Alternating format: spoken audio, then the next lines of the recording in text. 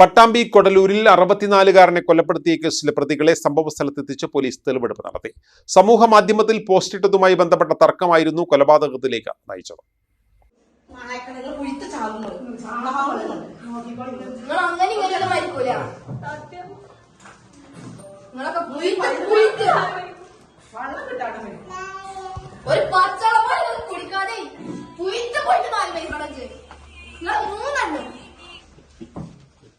ഇക്കഴിഞ്ഞ മെയ് 4-നാണ് പട്ടാമ്പി കൊടലൂർ പതിയിൽ വീട്ടിൽ 64-കാരനായ മുഹമ്മദ് കുട്ടിയെ വീട്ടിനുള്ളിൽ മരിച്ച നിലയിൽ കണ്ടെത്തിയത്.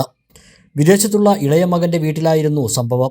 തുടർന്ന് പോലീസ് നടത്തിയ അന്വേഷണത്തിൽ കൊലപാതകമെന്ന് വ്യക്തമായി. മെയ് 3-ന് രാത്രി 3 പേർ ഇയാളെ തേടി സമീപ വീടുകളിലെത്തുകയും ഇവരുടെ ദൃശ്യങ്ങൾ CCTVയിൽ വ്യക്തമാവുകയും ചെയ്തിരുന്നു. ഇതേ തുടർന്ന് നടത്തിയ അന്വേഷണത്തിലാണ് ശങ്കരമംഗലം സ്വദേശികളായ മുഹമ്മദ് റഫീഖ്, സജാദ്, തിരുവനന്തപുരം സ്വദേശി റോയ് എന്നിവരെ പോലീസ് അറസ്റ്റ് ചെയ്തത്.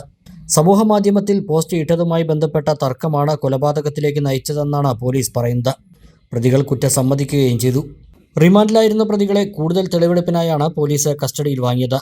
തെളിവെടുപ്പിന് ശേഷം അടുത്ത ദിവസം ഇവരെ കോടതിയിൽ ഹാജരാക്കും.